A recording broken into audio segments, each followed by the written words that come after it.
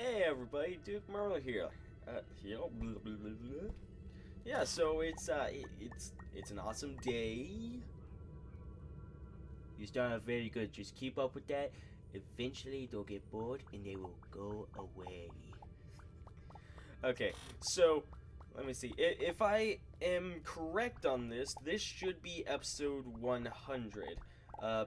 Because I ended up not uploading a Civilization 6 Let's Play yesterday, and again that was partially intentional, partially not. Um, I wanted this to be episode 100 so that I wouldn't like stop a video and be like, by the way, this is episode 100. You know, so I wanted to make this in episode 100. Because it's a time when I just get to talk, and that's a huge achievement because I started this like 9-10 weeks ago, so I've been at this for like a couple of months. So for me to be at 100 episodes already is actually very nice. It's very nice. It's very it's an accomplishment in my mind. Okay, I don't have very many subscribers or views, but that does not matter to me because I have actually managed to keep up with me just uploading content, which is awesome. It's awesome. It's totally tubular, dude. Anyways, so yeah, but also, Civ 6, I am going to be uploading that episode today, along with the episode that's supposed to be coming out today. So that is an hour of content right there of playing Civilization 6. So good on ya, good on ya. I hope you appreciate that. So, yesterday I also did not get to it because I am going to be starting up a DnD campaign with a few people. 3 of them have not played before, so it's going to be a little exciting to try and get them into it. And then 2 of them have, and one of them is more knowledgeable than me. However, when it comes to being a dungeon master, I just love it. It's a lot of fun to actually create your own world and pretty much be like, I am the creator of this world. Anything in this world and that I say goes. You know, and you're not God, because there are gods in the world to cover that, okay? Jeebin H Christ. Okay, so yeah, I ended up spending a good like 4. It probably wasn't that long. It was probably like 3 hours at the end of the day, just helping them create their characters, which it's. A character creation your very first time takes forever because you need the dungeon master to describe everything and try and get things settled with you. I do plan to record these sessions. I'll be using Roll20 for it, so it will be pretty easily recordable, and I do plan to place that on the channel, assuming that everybody is okay with it. Of course, if anyone is not okay with it, then that pretty much means that it can't go online, or it shouldn't go online, because if somebody is against getting recorded, you cannot record them. That can be that can cause somebody to legally take action against you. And of course, there are a lot of websites that, you know, it's like playing Call of Duty or whatnot, and somebody does something, and you know. And they're talking and whatnot, but that's a different story because there's so much anonymity, or whatever the word is, online. But these are people I personally know, and I'm unsure if they're going to like disguise their names or anything like that. I don't know. These people are not anonymous to me, so I'm of course going to have to ask them if it is okay for me to do this. Hell, if I wanted to take extra precautions, I would write up a contract, but I don't think I have to go that far. These are really cool people. They've all been in my life for a few years now, so for them to be up for playing is really cool. Especially since I haven't talked to some of them for a long time. all I have to say is that some of them are really fun people.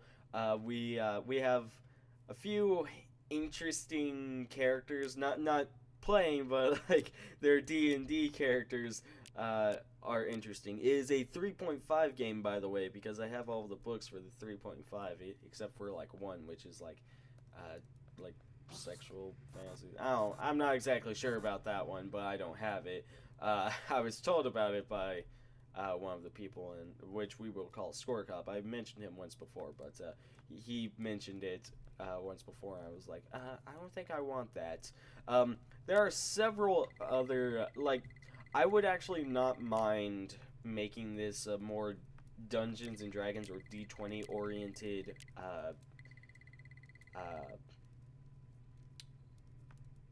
playlist or sorry, channel. That's the word I was looking for. I would not mind doing that because I think that of course it's a very nerdy thing, or people say it's probably like people act as though Dungeons and Dragons is like your right into like super geekdom. Like there's geeks who or super nerddom actually. Like there's geeks who play video games and like card games and you know they have fun. And then there's Dungeons and Dragons, and it's like, no, no. You know they act as though Dungeons and Dragons or shut up you is just a horrible thing because it'll like turn you into like a super virgin and you'll become a wizard who cannot. People almost act as though they will lose their penises if they play Dungeons and Dragons, which I think is ridiculous. It is a fun experience, especially if you're playing with people that you know, or if you just have a really good dungeon master. On the Dungeons and Dragons official channel on YouTube, there is Chris Perkins, and he is one of the most amazing dungeon masters I've ever had the pleasure of watching. I have a dream that one day I'll be able to actually like play a game with Chris Perkins, and maybe even be a DM for Chris Perkins, but you know, fat chance of that happening. But it's a dream. It's a dream. I think it would be really cool. But let me see. Yes, I would love for there to be more Dungeons and Dragons and D&D or and D20 games on this, because pretty much it's a question of if you think about it, or if there's something that is a huge pop culture or whatever, it will be turned into a D20 game. With the exception of Harry Potter, I'm not exactly sure why that is. I think it's... Well, actually, I do know why that is. Because the only way for for there to be D20 books about something that is already big, like the company has to actually go and ask the creator of it for permission to make a book off of their idea. And you know, a tabletop book D20 rule set game off of their idea, and a lot of of course tabletop gaming, you know, or the Dungeons and Dragons itself. Well, not D20. The books based off of something that's already big is not very. It's not going to bring in a lot of revenue. Like there's D20 books for Star Wars, which are it's like it was brought up when George Lucas was the owner of Star Wars, and I assume that he accepted that probably just because he knew that Star Wars appeals to nerdy people, and thus D20 would end up bringing them in as well. And there are 2 editions for Star Wars, which means that there was quite a bit of success for it to get a revamp into a 2nd edition. But the 2nd edition is very different from the first one, and as I understand, most people were into the first one. But with the recontinuation of Star Wars now, I'm hoping that there might be some people looking to play it, and there might even be a third edition because of that. Because but now this means that the company that created it, assuming that they still exist, because I think those books were made in like 2008 or something. It was a while ago. They would actually have to get permission from Disney now, and again, like now, Star Wars is pretty big, but now it's not so much of a nerdy thing. I mean, it's sci-fi, and yes, a lot of people are nerds that still love it, but now it's more so pop culture. So for a book to be created of it, more specifically a D20 tabletop game being made for it, that's kind of a it won't bring in much revenue. So, and then you also have to think with these books, a good chunk of the money has to go back to the company that created the books, and it's only and it ends up getting split. And a lot of the creators of these want the full amount, which I think that could very well be why what was it, J.K. Rowling, or I think that's correct for creative Harry Potter. No, that's not right, is it? No, it is. That could be very well be why she didn't accept it, or it could also just be that she's not a nerd, which is fine because Harry Potter is it appeals to a big fan base of just like super nerds and geeks, and the person that created it is pretty far from. She is very different. It was more of just an idea that ended up like really hyping her along from poor to rich, which good on her, because if you can write something that is good enough in order to draw people in and amass a large fan base that wants to read your books, good on you. You deserve to be rich. If you create an idea that people really like and are willing to flood towards you, and flood your idea with their own ideas, and they want to see the next part or the next continuation, see what you have in store, you deserve to be rich. That is what an entrepreneur is. Okay? It is somebody who creates an idea that is so good that it amasses a following. That is what it means to be a businessman, an entrepreneur, And so if you are smart enough to create, or creative enough to create something that people want to watch or want to see, then you deserve to be paid for it. You deserve to be rich and have money. Like, that's all there is to that. And of course, then it just comes down to business decisions.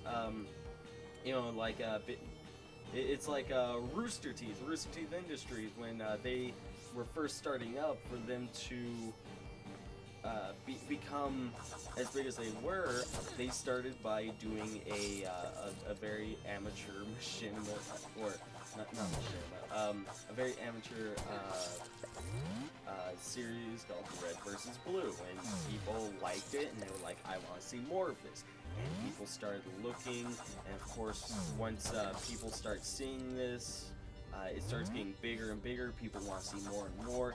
Then you can say, okay, we want a bit of money for this. And people say, a bit of money? Well, I guess we can do that. A bit of money starts going towards you, and you start bringing in money. But of course,